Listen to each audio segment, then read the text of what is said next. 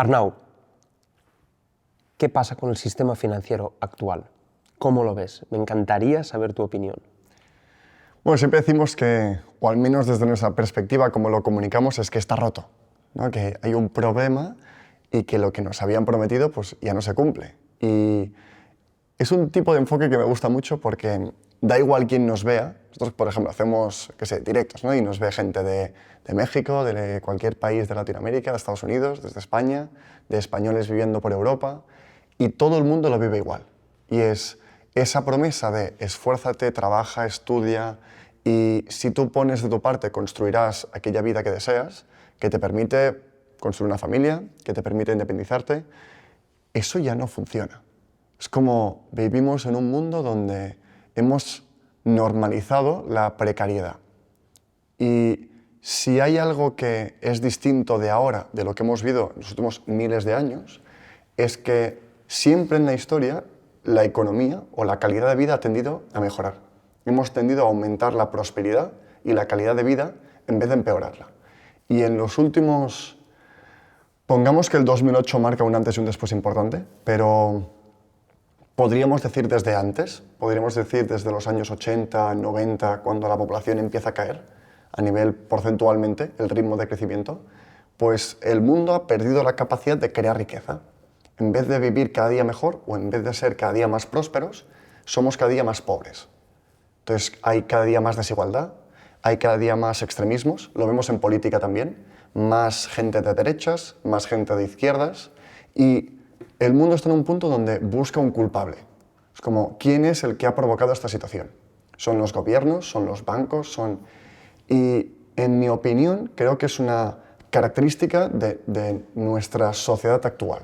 El principal culpable lo asociaría o lo asignaría a los bancos centrales, ¿no? Que han tenido la libertad de jugar con el dinero. Y el dinero lo asociamos como si fuera algo bueno o algo malo. El dinero es una tecnología que es fundamental para la sociedad.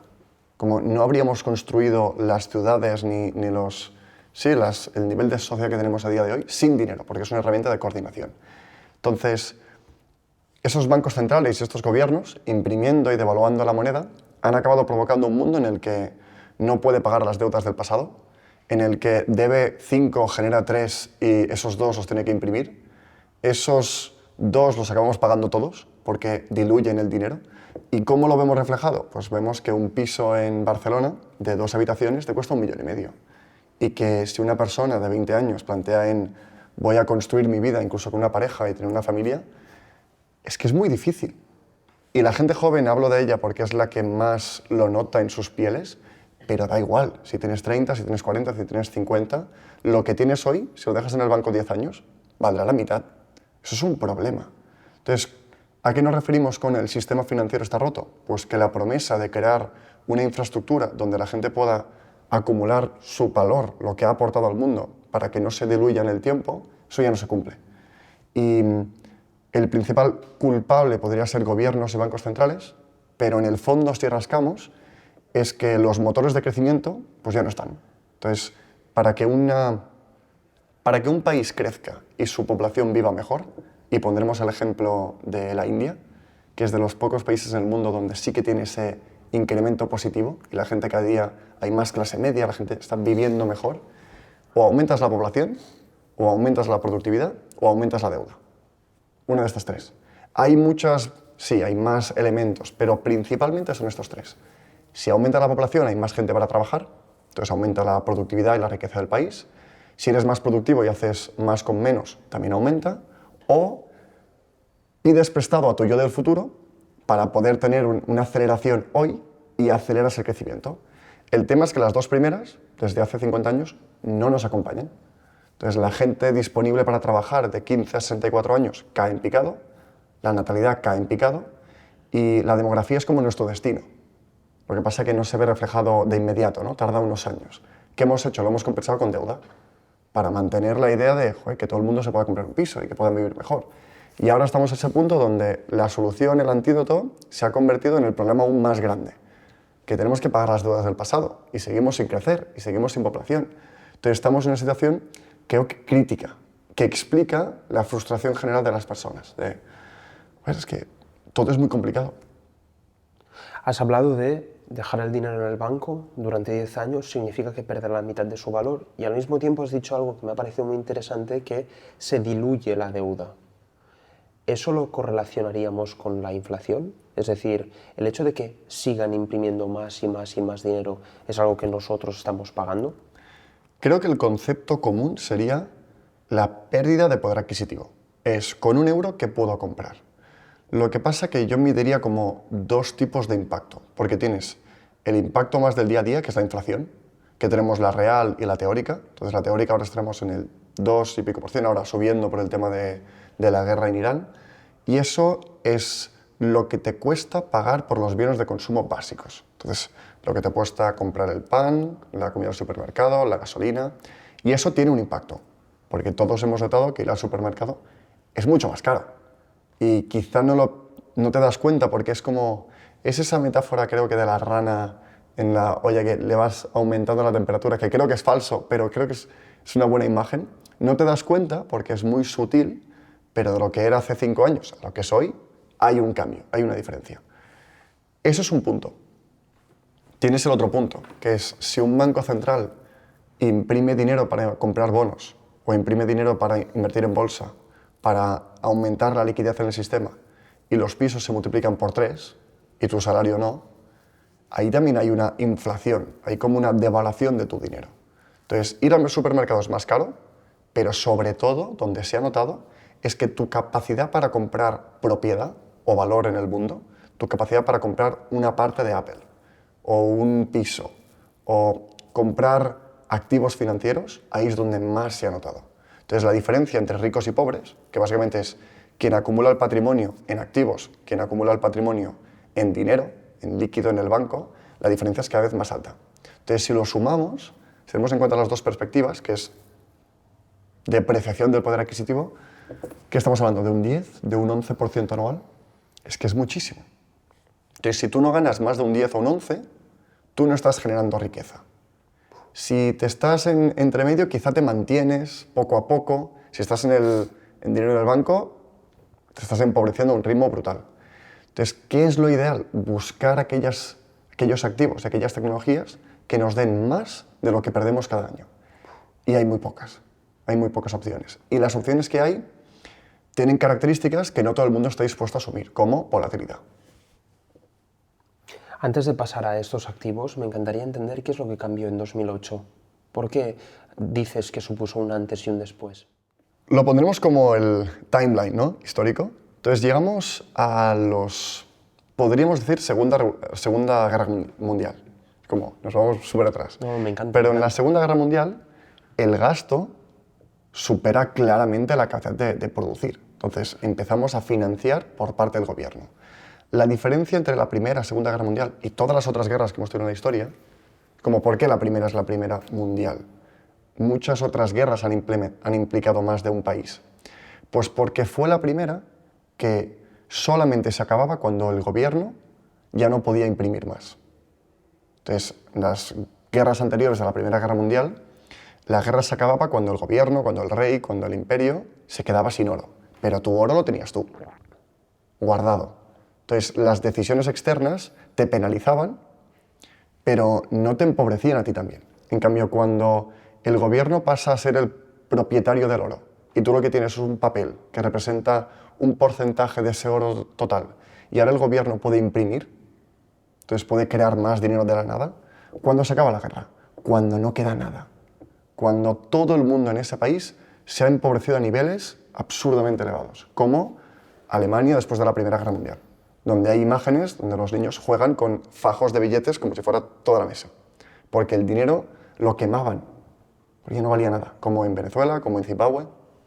Entonces, en esos puntos, las guerras provocan estos como momentos de no retorno en los que rompes el sistema monetario, en los que te has cargado el poder adquisitivo de todo el mundo. Entonces, en la Segunda Guerra Mundial, ¿cómo salimos de ahí? Necesitamos algo que nos permita recuperar el crecimiento. Tuvimos el baby boom, ¿no? La generación, al menos de mis padres, es la generación más abundante. Entraron todos en el mercado laboral en el mismo momento, acompañado de la era de los ordenadores, que tuvo un impacto en productividad. Entonces tuvimos ese esa aceleración que nos permitió como compensar como ese problema. Pero después, ese como factor de crecimiento, como población y productividad, se estancaron una vez más. Y pasamos a lo contrario. Entonces, el nivel de productividad y la población o demografía ya no crecía en positivo. Entonces, a partir de los 80-90, empiezan a manipular el tipo de interés. Entonces, pedir un préstamo es cada vez más barato. Entonces, como no hay una forma de generar crecimiento de forma natural, no te preocupes, yo te prestaré el dinero para que te compres ese piso. Entonces, tendrás las mismas oportunidades y yo te lo voy a facilitar. Porque si no hay población ni hay productividad, lo compenso con deuda. Esto lo llevamos a un punto donde es absurdo, donde llevamos al tipo de interés a cero. Como lo vamos bajando, inyectamos liquidez de forma artificial al sistema de forma casi constante durante 20-30 años. Hasta que en el 2008, la analogía perfecta es que el sistema se da cuenta que no puede pagar lo que debe. Así de simple. No podemos retornar más de lo que generamos cada año. Y los bancos centrales tienen que tomar una decisión, y es ¿cómo salimos de esta? Y la solución es más de lo mismo, es volver a imprimir. Pero esta vez no haciendo que la deuda sea más barata, no diciéndote a ti, pide más dinero que ahora ya no lo puedo bajar más del cero. Ahora directamente voy a imprimir yo. Voy a pulsar un botón, voy a crear dinero y voy a inyectarlo en los mercados, en los bonos, lo voy a distribuir a los bancos. Entonces, a partir del 2008, la velocidad de depreciación se acelera. Y nos convertimos como en unos yonkis de liquidez, porque esa deuda se tiene que refinanciar cada 3-4 años. Entonces, cada 3-4 años volvemos a ver esa necesidad de inyectar. Esto se conoce como el QE, que es la expansión cuantitativa, que en el 2020 tuvo su pico máximo, donde inyectamos más dinero del que existía, ¿no? en meses. Ahora ya no es tanto el QE, como la ingeniería financiera se ha vuelto un poco más compleja, pero es lo mismo. Es que el Banco Central inyecta dinero en el sistema. Y esta diferencia entre que la gente pida a que el banco directamente o el gobierno cree dinero, el momento clave es el 2008. Y como última analogía o como explicación, si miramos la deuda total, desde los años 80, ahí se dispara. Pero la deuda total tiene muchas cosas en cuenta. Tiene la deuda individual, que son las hipotecas, porque es la principal deuda de una persona, la deuda empresarial y la deuda pública. Entonces, la deuda individual y la empresarial, de los 80 al 2008, suben, pero a una velocidad brutal. Pero en el 2008 empiezan a caer, porque los bancos centrales son conscientes de que no pueden asumir ese riesgo. La gente tiene que pagar sus deudas. Entonces, a partir de ahora ya no es tan fácil pedir un préstamo por un banco, para una empresa, ni para un individuo. Entonces, pedir una hipoteca no es tan sencillo. ¿Quién es el que está compensando? ¿Quién es el que está manteniendo el crecimiento de deuda?